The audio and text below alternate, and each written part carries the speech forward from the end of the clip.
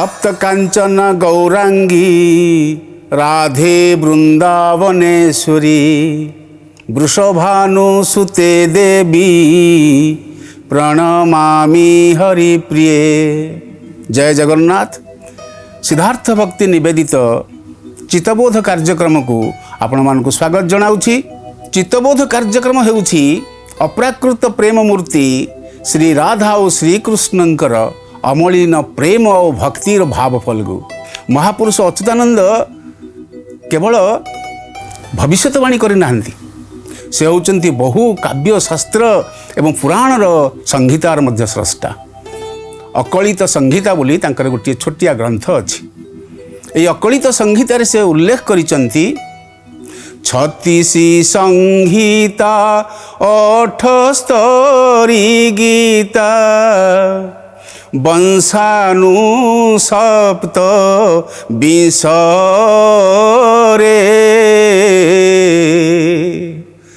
उपवंशानु 12 खंड कही भविष्य 7 खंड रे पद पदावली 7 जे ग्रंथ सबु श्री कृष्ण महिमा तो आगे कहिली बरज कुमार ब्रह्म सारस्वत सीमा। महापुरुष अच्युतानंद तांक द्वारा रचित अकलित संहिता, कारण बहु संहिता ग्रंथर से स्रष्टा, ये संहिता ग्रंथ रे कहउचंती मु 36टी संहिता रचना करिछि, 78टी गीता रचना करिछि एवं रचना करिछि मध्य 27टी वंशानुचरित। वंशानुचरित भितरे हरिवंश होचे एक वंशानुचरित ग्रंथ एवं उपवंशानु रचना करिछि 12 खंड। यह सहित भविष्य ग्रंथ मध्य रचना करिछि 7 अर्थात 100 खंड। किंतु यह व्यतीत पद पदावली 7 जे ग्रंथ 100 ग्रंथ कही कही कहती सहस्र ग्रंथ रचना करिसंती पद एवं पदावली। संगीतकार थिले मध्य संगीत सृष्टि करिसंती मध्य महापुरुष अच्युतानंद तत्वरे शरीर तत्वरे एवं भगवान श्रीकृष्ण और श्री राधाराणी संपर्क में अजस्र से कविता रचना करिसंती बा प्राचीन रचना सृष्टि होती। ये चित्तबोधटी होउछि तांकर एक लीला ग्रंथ बा उपवंशानुचरित। ये उपवंशानुचरित रे राधाराणी प्रसंग रे बड़ सुंदर व्याख्यान होइछि। राधाराणी और श्रीकृष्ण जो लीला जो वृंदावन लीला से वृंदावन लीला संपर्क में आम शुणा चित्तबोधरे। ये चित्तबोध शुणिले हे प्रिय दर्शक वृंद हृदय आनंदित हेब एवं आम ये जो इह संसार मुक्ति प्राप्ति हवा। हृदय भितर भक्ति जाग्रत हब एवं आनंद सृष्टि हब। आनंद सृष्टि हेले मनुष्य प्रशांति लाभ करिथाए। एबे आमे देखिबा चित्तबोधरे क्यों प्रसंगर अवतारणा घटिछि। महापुरुष अच्युतानंद सुंदर भाव चित्तबोधर आमर जो ग्रंथ सूचनाटी प्रदान करिसंती से ग्रंथ सूचना संपर्क में प्रथम टिके शुणिबा। महापुरुष ग्रंथ सूचना लिखिचंती कौन? सर्पाघाते परीक्षित होइण धीर सुकंकु कुहंती कुह कृष्ण लीलासार भक्ति भरे प्रेम अश्रु निर्गत हस्तपाती विनये पूछंती नरनाथ। नरनाथ कहले आज्ञा राजा परीक्षित। राजा परीक्षित उनको सर्पाघात हेब ये ब्रह्मशाप। राजा परीक्षित जो त्रुटिटी करिथिले जो समीक ऋषि बेकरे साप गलई देइथिले कारण कली सेतबेलू प्रवेश करिथिला एवं तांको पुत्र जो अभिशाप देइथिले मो बापांकर बेकरे जी सर्प गड़ेछि बा सर्प गोड़े देइछि ताकू 7 दिन मध्य तक्षक दंशन करू। आज्ञा राजा परीक्षित धर्मात्मा राजा एवं विप्र ऋषि समस्त को आतिथ्य देवारे एवं महाभारतीय पर्व रे जड़े विशिष्ट राजा होउचंती धर्मात्मा राजा होउचंती राजा परीक्षित। से अभिशापग्रस्त हो गले तांकु जब समस्त ऋषि मैंने आसी कहले तार उपाय से उपायटी हूँ गंगा नदी कूल को जाइचंती एवं शुकमुनि पाखु भागवत अवधूत रूपी शुकमुनि पाखु से भागवत श्रवण करिचंती। महापुरुष अच्युतानंद यही कहले जे सर्पाघाते परीक्षित होइण धीर सर्पाघात मु मृत्युवरण करी एभली गोटे त्रिताप मध्य गोटे दैविक ताप मत अच्छी जमती 3टी ताप अच्छी। आज्ञा गोटे हूँ दैविक ताप आध्यात्मिक ताप एवं आदि भौतिक ताप आध्यात्मिक ताप एभली 3टी ताप अच्छी। बड़ व्याकुल हो उठिले परीक्षित से दिन कहले मते एभली गोटे ताप जहाँ आदि भौतिक ताप हम सर्पटी मते दंशन कर व्याकुल होउथिला बेले तांकर मन भितरु हृदय भितरु सृष्टि होउथिला व्याकुलता एवं तांक मन प्रज्वलित होउथिला। सेथिपाई ऋषि मुनि माने परीक्षितंक राजबाटी को आसी तांकु जेतेबेले कहिचंती जे भागवत सुनिबा पाई परीक्षित महामुनि शुणिचंती भागवतर कथा। से भागवतर कथा शुक महामुनि कहिचंती ए भागवत कथा होची श्री राधा एवं श्री कृष्णंकर अमीय वार्ता अमीय आनंद प्रेम आ भक्तिर कथा। एवं पुणी आ गोटे पद मध्य ग्रंथ सूचना कहिचंती आपण मानकर सूचना पाई आपण मानकर जानिबा पाई मु कहि रखे परीक्षितंकु काकुस्ते शुक महामुनि मन मध्य चिंता करी प्रभु चक्रपाणी परीक्षितंक आगरे कहंती सुखदेव चित्तबोध ग्रंथ हरिवंशरु संभव विहोलित बाणी एही अपूर्व कहानी चित्तबोध हेब एहु ग्रंथ जेहु शुणी। गिरिबाण सन्थ 16 शताब्दीर उत्कल माटीर आमर सन्थ महापुरुष श्री अच्युतानंद उल्लेख करुचंती चित्तबोधर ग्रंथ सूचना रे से कहउचंती जे एहा होची हरिवंशरु संभूत हिची ए चित्तबोध तेणुक हरिवंश परी आकु प्रत्यय करने को होता है याकू से भली कारण नहेले आमर अपराध हब कारण ये ग्रंथ मान होचंती स्वयं श्री कृष्ण मुख निसृत एवं तांकर दिव्य लीलार एक अपूर्व ग्रंथ तांको से भली भाव रे आमे सम्मान प्रदर्शन करूँ हरिवंश को जे भली भाव रे सम्मान प्रदर्शन करूँ ठीक से भली भाव रे चित्तबोध को मध्य सम्मान प्रदर्शन करा जाए कारण चित्तबोध हरिवंश रु संभूत आउ एहाकु जीए विहोलित ये बाणी को जीए श्रद्धार सहित शुणे तार गति मुक्ति हो जाए। भागवत रे मध्य प्रमाण अच्छी भागवत कथा चित्तबोध कथा हरिवंशर कथा जीए शुणती एवं जीए कहती उभय मध्य मुक्ति प्राप्त हो जाती यह मध्य उल्लेख अच्छी भागवत रे अति बड़ी जगन्नाथ दास प्रमाण करिसंती। तेबे हे प्रिय दर्शक वृंद एबे आमे प्रवेश करिबा चित्तबोधर विषय वस्तु भीतर को जीवा। ये जो श्रीराधा के संपर्क में कहा जाए श्रीराधा के संपर्क में प्रथम आम शुणा श्रीराधा के संपर्क में निम्बार्काचार्य बड़ा सुंदर कथा गुड़िए कहते निम्बार्काचार्य 10 श्लोकी बोली गोटे श्लोक अच्छी से 10 श्लोक रे से उल्लेख करिसंती श्रीराधा होचंती वृषभानु नंदिनी एवं श्रीराधा होचंती श्रीकृष्णकर बाम भाग स्थिता अर्थात श्रीकृष्ण होचंती दक्षिण भाग एवं श्रीराधा होचंती बाम भाग। पुणी कौन कहिचंती पुणी कहिचंती अघटन घटन पटियासी अचिंत्य शक्तिर नायिका होचंती महारानी श्रीराधा। आम श्रीराधा के संपर्क से जानिले आम प्रवेश करिबा महापुरुषंकर ये जो चित्तबोधरे राधाराणी प्रसंग को पुणी कहते निम्बार्काचार्य जे कृष्ण सदृश वय रूप गुण विशिष्टा आनंदिता मुग्धा स्वरूप होउचंती माँ राधाराणी आ माँ राधाराणी होउचंती महात्रिपुर सुंदरी महामाया जी समस्त इष्ट कामना परिपूर्ण करती से होउचंती राधाराणी। आमर इष्ट प्रति जो भक्ति आम इष्ट प्रति जो प्रेम जागृत हब किए करिवे राधाराणी करिवे।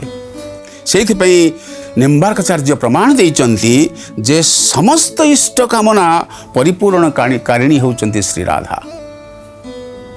से सहस्र सखी परिवेष्टिता एवं श्रीकृष्णंकर अविच्छिन्न पराशक्ति होउचंती श्री राधा। एबे महापुरुष किभଳି भाବରେ तांको वर्णना करूचंती देखिबा श्री राधा चरित। आमूल करीण एबे शुण बसी धीरे गोलोकरे दिने वृंदा विपिन मध्यरे शत शृंग पर्वतर रम्य शृंग देशे मनोरम दिव्यलता गृह तलवासे मालती मल्लिका उपवनभ्यंतरे विजय श्रीकृष्ण रत्न सिंहासन परे। दर्शक बंधु आमे जो भगवान श्रीकृष्ण को कथा कहूचे ये वृंदावन श्रीकृष्ण किंतु आम आपण मान को नहीं जाऊँगी अर्थात महापुरुष आपण मान को नहीं जाऊँगी गोलोक वृंदावन को।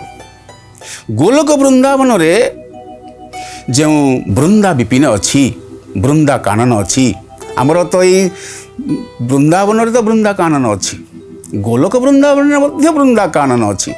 से ही वृंदा कानन रे शतशृंग पर्वत उपरे रम्य शृंग देश रे जोठी मनोरम बास दिव्य लता माने अच्छी मालती मल्लिका फूल माने फुटिचंती सुगंध वितरित होइछि एवं सेठी विजय करिचंती सिंहासन उपरे आरूढ़ होइचंती किए ना गोलोक वृंदावन नित्य श्रीकृष्ण बसिचंती तांका मन रे भावांतर सृष्टि हेछि।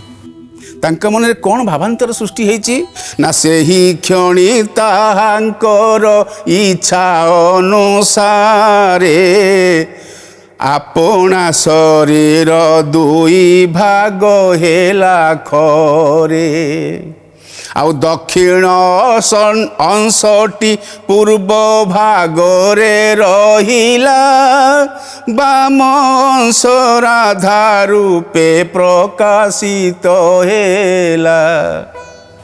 दिव्य दर्शक वृंद देखंतु जेतेबेले श्रृंग उपरे बसिचंती भगवान आदिनाथ नित्य नायक श्रीकृष्ण तांको अंग जेतेबेले से रम्य होइचंती विनोद होइचंती तांको चित्त जेतेबेले आनंदित आनंद कंद ही उठिची सेतिके बेले तांको अंग दुई भाग रे विभक्त ही जाइछि। महापुरुष अष्टांग वर्णना करूचंती नित्य श्रीकृष्ण दुई भाग रे विभक्त ही गले। दुई भाग रे विभक्त हो जावा परे गोटे भाग जहाँ दक्षिण अंश से कृष्ण अवस्था से कृष्ण अवस्था रहिले नित्य श्रीकृष्ण हेले एवं वाम अंगटी हो गले राधाराणी। अर्थात उभय जड़े होउचंती बिंब आउ जड़े होउचंती प्रतिबिंब अर्थात उभय एक अंग गोटे होउची बीज दुई फाड़ हो जाइचंती। महापुरुष अच्युतानंद पुणी कहउचंती एई राधाराणी के संपर्क रे दिव्य रत्न आभरण अंग देशे साजे रत्न सिंहासन परे करिछंती बीजे अग्नि शुद्ध सुबसन परिधान करी रूपे प्रकाशंती कोटि पूर्ण चंद्र परी तपत कांचन तुल्य दिशई बरन मंदहासे सुशोभित पंकज बदन। जो बसन पिंधि से वस्त्र संपर्क में महापुरुष अच्युतानंद कहते अग्नि शुद्ध सुवचन, अग्नि शुद्ध सुवसन व्यवहार करिसंती। और जेमिति कह रामायण रे वर्णना अच्छी अर्त्री आ अनुसूया प्रसंग जिते से सीता ठाकुराणी प्रवेश करिसंती गोटे उपहार देइचंती अनुसूया। से अनुसूया देइथिबा वस्त्रटी होची अग्नि रे विधौत होइथिबा अमलान वस्त्र माँ सीता पाई, माँ वैदेही पाई, लक्ष्मी ठाकुराणी पाई सती साध्वी अनुसूया प्रदान करथिले अमलान वस्त्र। ए अमलान वस्त्र अग्नि रे शुद्ध करा जाए, आउ धोइबा दरकार नाही। ठीक से ही भाव रे नित्य वैकुंठपुर रे गोलोक वृंदावन रे कृष्णचंद्र एवं राधाराणी सिंहासन रे आरूढ़ होइचंती। से अग्नि शुद्ध सुवसन पिंधिचंती। तत्सहित कौन होइछि ना तत्सहित देखा जाउचंती कोटि पूर्ण चंद्र सदृश ज्योतिमान रूप देखा जाउचंती। राधाराणी किपरि देखा जाउचंती, वाम अंगरे किपरि देखा जाउचंती ना आमे जेमती कहूतिले तप्त कांचन गौरांगी राधे वृंदावनेश्वरी। तप्त होइथिबा कांचन कहले सुना, आउटा सुना परी रंग परिदृश्यमान हेउचंती माँ राधाराणी। तंकर पंकज बदन, पंकज कहले पद्म, पद्म मुख विकसित हो जाइछि। एभली भाव रे से विराजमान करिचंती कोठी गोलोक वृंदावन रे।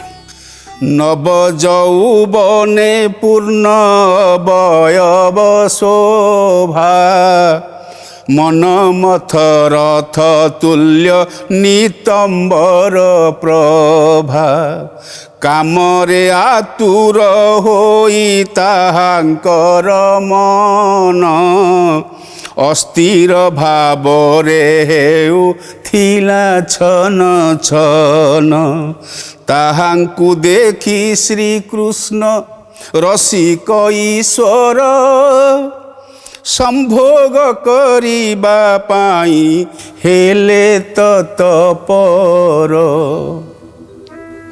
आमे प्रथम शुणीचे भगवान जो वृंदा कानन रे प्रविष्ट होइथिले एक स्वतंत्र परिवेशर प्रयोजन घटीथिला।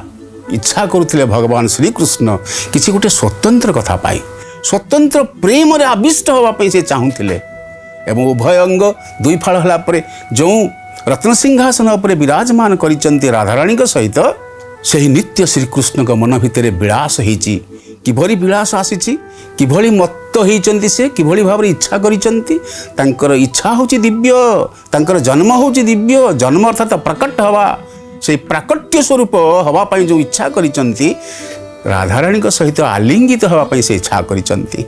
एथिपई महापुरुष गोटे शब्द लिखिचंती रसिक ईश्वर, अर्थात भगवान श्रीकृष्ण रसिक नागर स्वरूप धारण करने पाई इच्छा करिचंती। हे दर्शक वृंद, से कहिचंती ताहांकु देखी श्रीकृष्ण रसिक ईश्वर। काहांकु देखी ना ये तप्त कांचन गौरांगी राधे वृंदावनेश्वरी, अर्थात गोलोक वृंदावन रे तप्त कांचन गौरांगी राधांकु दर्शन करी तांका मन भितरे संभोग करिबा पाई एवं तांका सहित आलिंगित हेबा पाई इच्छा प्रकट करिसंती। जेतले इच्छा प्रकट करिसंती राधा धाइबा आरंभ करिसंती से गोलोक वृंदावन रे। धावित होबारु तांको नाम देइचंती राधा। रा आउ था ए दुईटी शब्द प्रयोग हेछि। देखिबा कोन कहिसंती महापुरुष अच्युतानंद। रास मंडल रे जात होई से सुंदरी। धावित होइके आसिचंती रासमंडल उपरकू। कहले रासमंडल रे ही आलिंगित हब मुद्रा, से आलिंगित मुद्रा घटिब।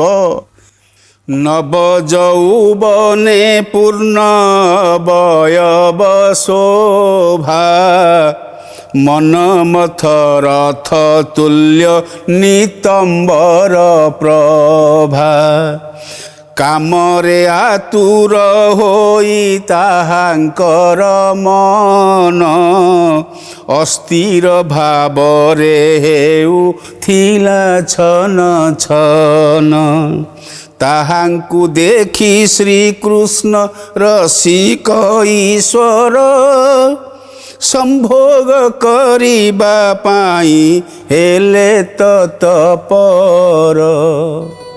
प्रिय दर्शक वृंद, भगवान श्रीकृष्ण एवं श्री राधा उभय नव जौवन रूप धारण करिसंती। नव जौवन पूर्ण अवयव शोभा अवयव शरीर से शरीर नव जौवन प्राप्त होती। से तो जहाँ इच्छा करेंगे से तो बांछा बांछा कल्पतरु आउ किपरि ना मनमथ रथ तुल्य नितंबर शोभा अर्थात तांकर कटी भाग जो नितंब भाग अति मनोहर किपरि ना मनमथ कहले आज्ञा कंदर्प रथ सदृश तांकर नितंबर प्रभा परिदृष्ट हेउछि।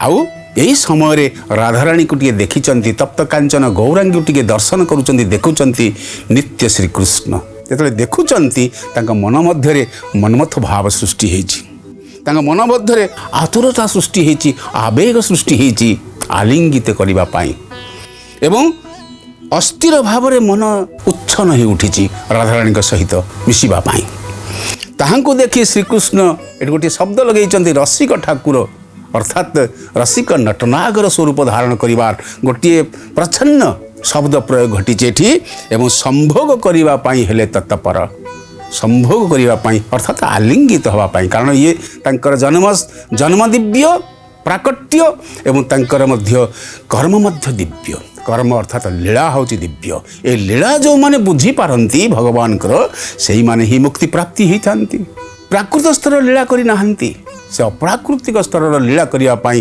अवतार ग्रहण करुँच यही होती श्री राधा पुणी कही आ गोटे पद कहते रासमंडल रे जात होई से सुंदरी धावन कले कृष्णंक आगे मिली करी। रासमंडल जी होती नायिका ह्लादिनी शक्ति श्री राधा रासमंडल प्रति से ही परमा सुंदरी से ही राजराजेश्वरी रासेश्वरी रासमंडल को धावन होती एवं मोक्ष प्रदान करने प्रेम रस प्रदान करने धावित हो ना राधा होती भाव में वर्णना घटी आमर चित्तबोध ग्रंथ रे महापुरुष अच्युतानंद सुंदर भाव में राधाराणी और श्रीकृष्ण कथा को अवतारण करिसंती। केवल एतिक नुहे राधाराणी किभली भाव में कृष्णचंद्र सहित यही प्रेम लीला घटुची से संपर्क में शुणा। एवं समय तो हो जाइए आमे ये अध्याय को एठी रखिबा एवं ये विषय वस्तु आगो को बड़ रोचक परिस्थितिर गोटे रोचक प्रेम और भक्तिर विषय अच्छी से संपर्क में शुणा परवर्ती अध्याय। एवं विदाय दियंतु। जय जगन्नाथ।